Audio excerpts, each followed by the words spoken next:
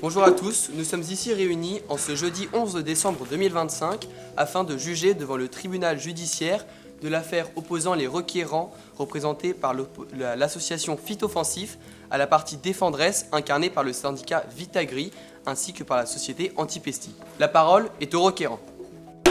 Dans ce procès fictif, réalisé par les jeunes du lycée Guisto, l'association Phytoffensif mène une action en responsabilité contre la société Antipesti qui produit des pesticides et le syndicat Vitagri regroupant des agriculteurs et viticulteurs qui les répandent.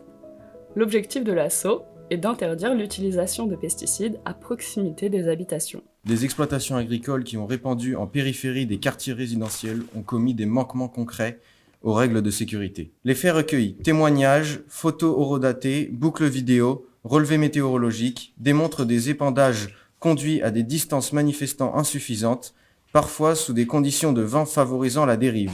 Nous tenons des carnets d'épandage que nous vous avons fournis, où il est noté noir sur blanc que oui, les conditions météorologiques ont été respectées, tout comme les distances ont été respectées.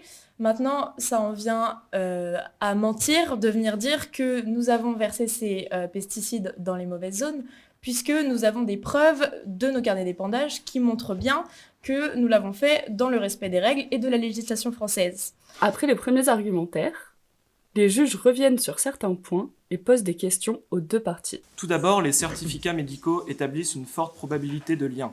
Pouvez-vous expliquer ce que signifie forte probabilité en termes scientifiques? Et les médecins ont-ils exclu toutes les autres causes possibles, telles que la pollution? Avez-vous envisagé des alternatives aux pesticides?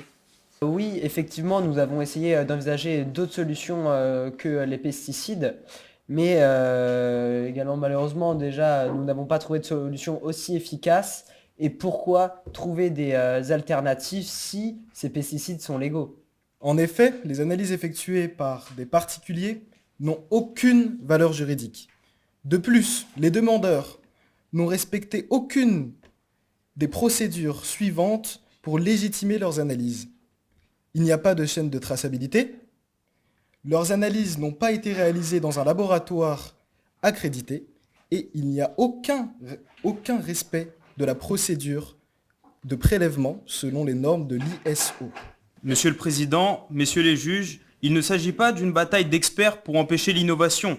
Il s'agit de protéger des vies. Chaque argument présenté ici est assorti d'une preuve et d'un texte de loi violé. Nous ne demandons ni vengeance ni idéologie, nous demandons réparation, prévention et responsabilité.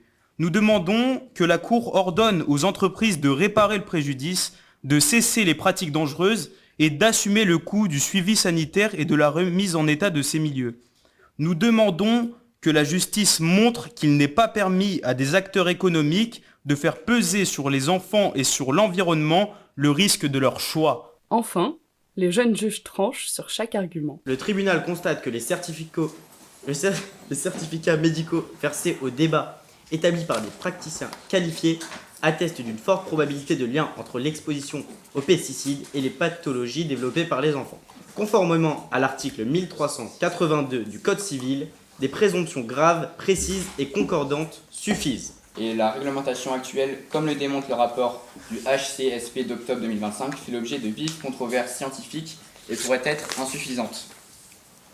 La conformité réglementaire, si elle atteste de la bonne foi des défendeurs, ne saurait exonérer de toute responsabilité face à un trouble anormal caractérisé à des atteintes sanitaires avérées. Puis il délibère et donne le verdict à la fin du procès.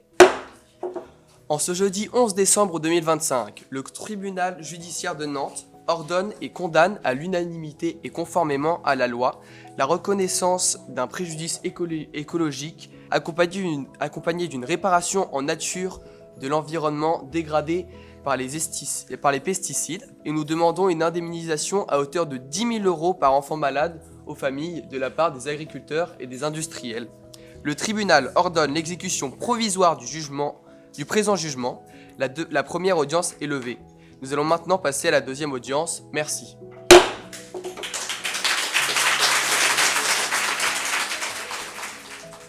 Les procès pour demain allient droit, écologie et jeu d'acteurs.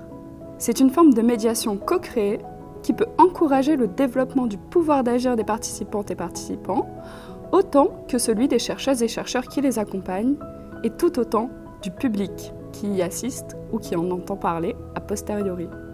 C'est une manière d'encourager l'action citoyenne.